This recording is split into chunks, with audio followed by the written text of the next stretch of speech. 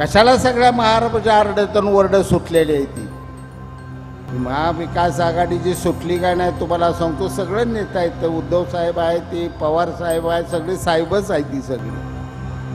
व्यापार माणूस करतो, सोन्या चांदीचं दुकान टाकतोय, कोण हार्डवेअरचं दुकान टाकतोय, कोण किराणा मालाचं दुकान टाकतोय, कोण मॉल टाकतोय, एखादा कोण शाळेची पुस्तकं वह्या विकणार दुकान टाकतोय.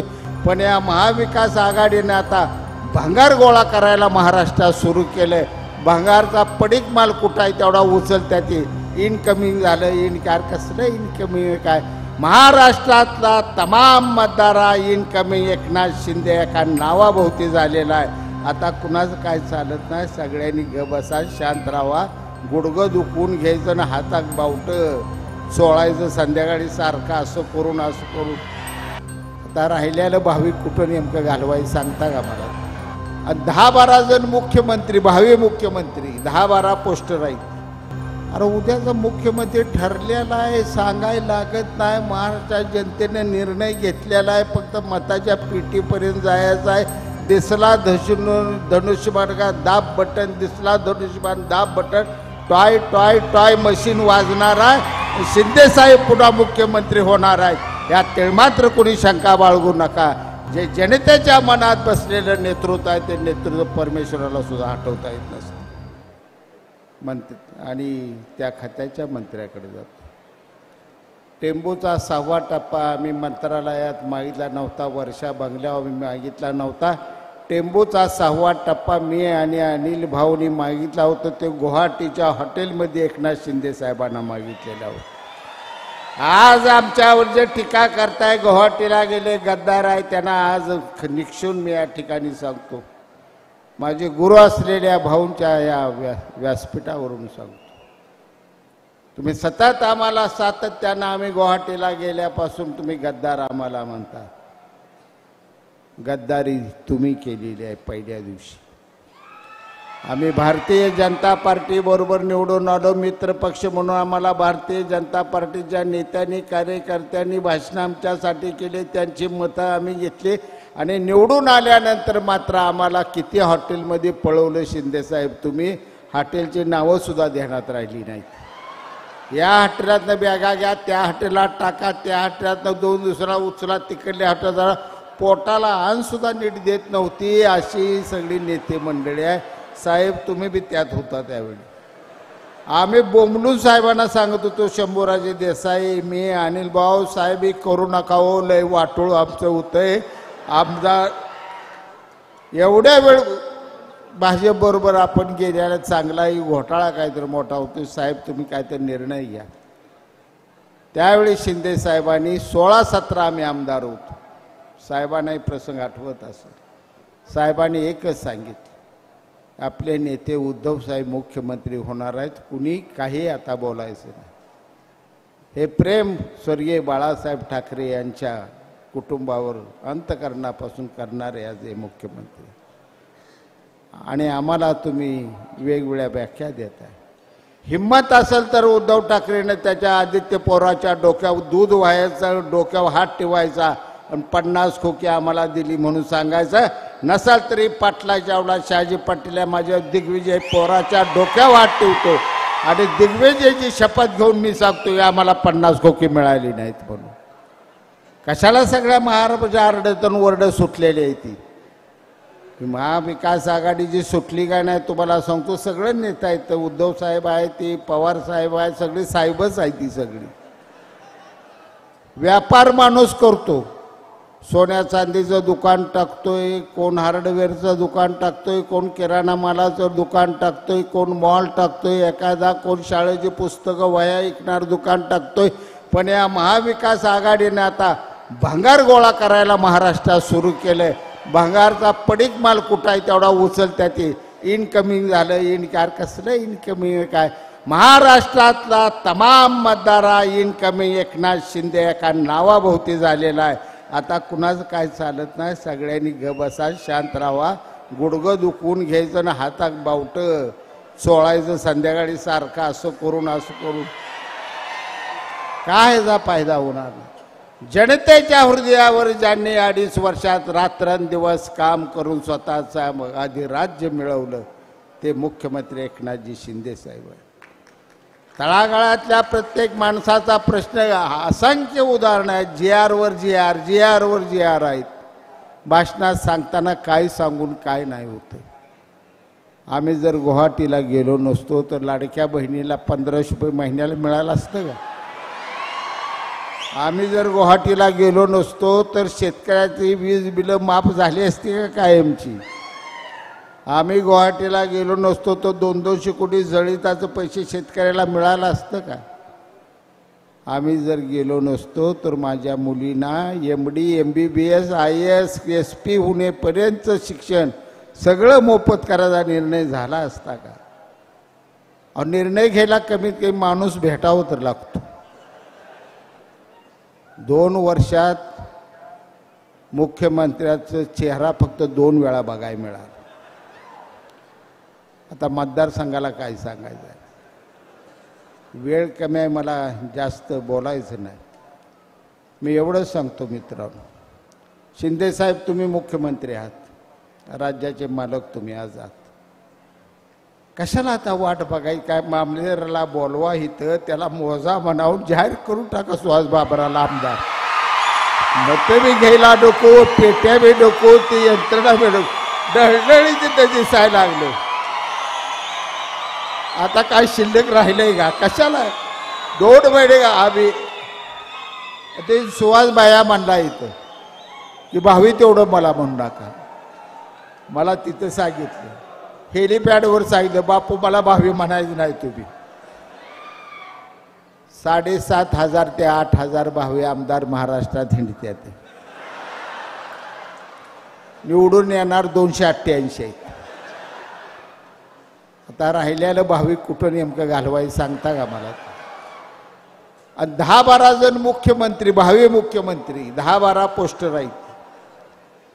अरे उद्याचा मुख्यमंत्री ठरलेला आहे, सांगायला लागत नाही. महाराष्ट्र जनतेने निर्णय घेतलेला आहे, फक्त मताच्या पेटीपर्यंत जायचं आहे.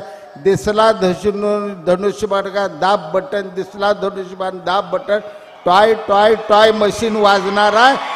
शिंदे साहेब पुन्हा मुख्यमंत्री होणार आहेत, या तिळमात्र कोणी शंका बाळगू नका.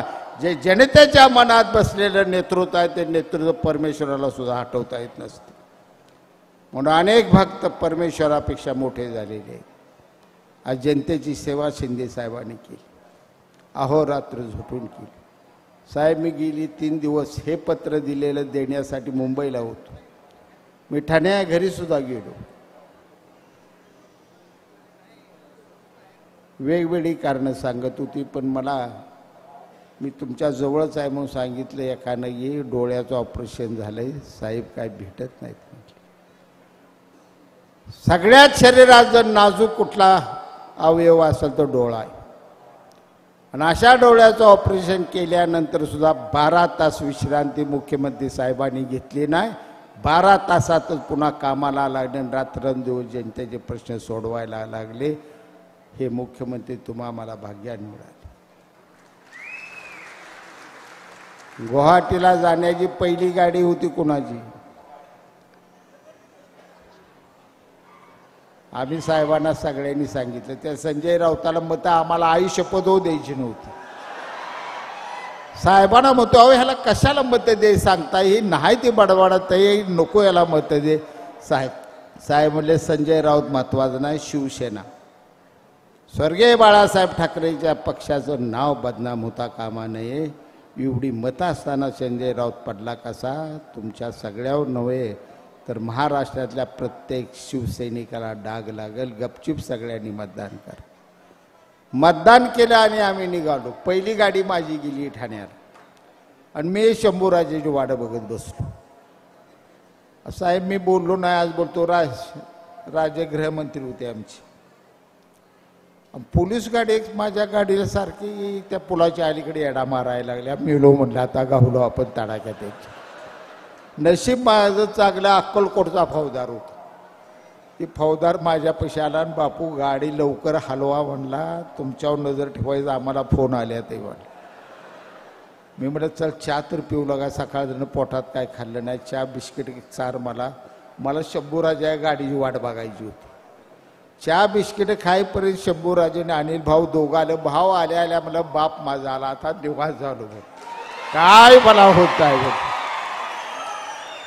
तिघच गाडीत गेलो. सुरतला पहिली गाडी आमची गेली, तिथनं धुरळा काढत आलो. ते शिंदेसाहेब मुख्यमंत्री शपथ घेतल्यावर आम्ही खाली बसलो. हा लढा दिला होता तो शिंदे साहेबांसाठी आम्हाला दिला नव्हता. आम्ही शिंदे साहेबांच्या नेतृत्वावर आमचा विश्वास होता की हे नेते जर झाले मुख्यमंत्री झाले तर महाराष्ट्राच्या जनतेचे प्रश्न सुटल्याशिवाय राहणार नाही. एका भावनेनं केलेला उठाव, जगाला हादरवून टाकणारा आम्ही हा उठाव केलेला. ह्या उठावानंतर इंग्लंड देशात सुद्धा असा उठाव झाला. तुम्हाला सगळ्याला माहीत नाही, जर आमचं बघून इंग्लंड देशाच्या खासदारांनी उठाव केला आणि पंतप्रधान काढून टाकला. तर आम्ही काय वाट केले. उठत्या सुटत्याची 50 खोकी आकडा बारका तर करायचा, आता जरा मोठा तर करा की पेटवा काहीतरी. एकाच आकड्यावर कसं बसला. ज्याने असा आरोप केलाय त्याला भगवंत पांडुरंग शिक्षा दिल्याशिवाय राहणार नाही. पांडुरंगच्या पायथ्याच्या ठिकाणी माझं गाव आहे, माझा शाप त्यानं. मतच मोजा बाजाराने या पुढं. आता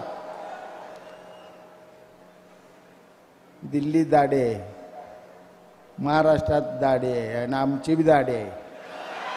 अजिबात हटत नाही आम्ही. काय काळजी करू नका तुम्ही. किती वेळ अडवाया, किती जणाला यायचं.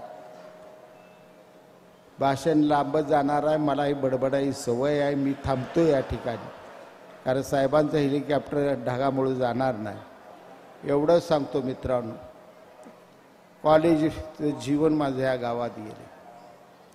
माझ्यावर मला फक्त एक चापट मारली होती, राम कोकाटे म्हणून माझ्या मित्रानंच मारली होती. 15 दिवस कॉलेज बंद पडलं होतं आणि व्यापारी पेठ 3 दिवस व्यापाऱ्यांनी बंद ठेवली. ते शाहजाला का मारलं ह्याचा निर्णय झाला पाहिजे. SP 15 दिवस येऊन इथं राहिला होता आणि त्याची मध्यस्थी केली साहेब भांडणाची. ते अनिल भाऊ बाबरांनी मध्यस्थी केली. माझ्या राजकारणाची सुरुवात विट्यातून मी केलेली आहे आणि माझे सद्गुरू राजकारणातले कोण होते ते अनिल भाऊ बाबर हे माझे गुरु होते.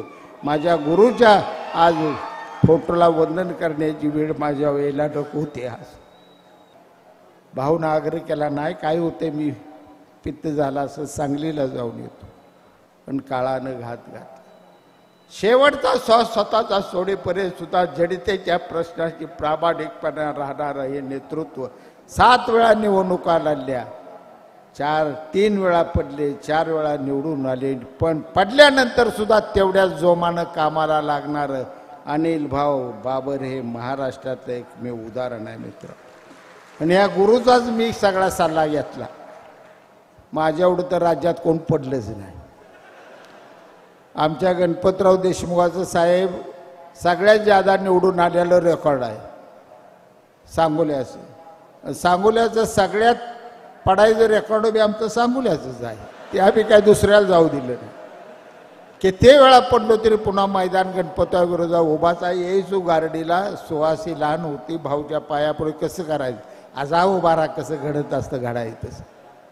ही प्रेरणा दिली ती अनिल भाऊनी दिली आहे. म्हणून आमदार म्हणून या ठिकाणी शहाजीभाऊ होतं उभा राहिले. सुहास बाबरांनी अतिशय कळकळीनं भावनिक भाषण केलं. तुम्हाला हात जोडून कळकळीची विनंती करतो, जे आले त्यांच्यासाठीही बोलतो आणि जे आले नाही त्यांच्यासाठीही बोलतो की भाऊच्या गाळलेल्या 40 वर्षाच्या घामाचं एक मत देऊन सुहास बाबराला तुम्ही हे भाऊचं केलेलं उपकार फेडा, एवढं कळकळीची विनंती करतो. माझं भाषण संपवतो.